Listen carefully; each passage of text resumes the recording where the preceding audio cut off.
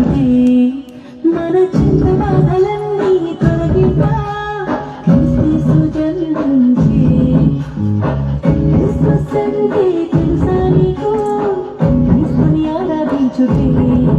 మన చింత బాధలన్నీ తొలగింపా క్రీస్తు జన్మించే ఆహా సంతోషమే ఆహా సంబరమే సర్వమానవాళికై జన్మించెను ఆహా సంతోషమే ఆహా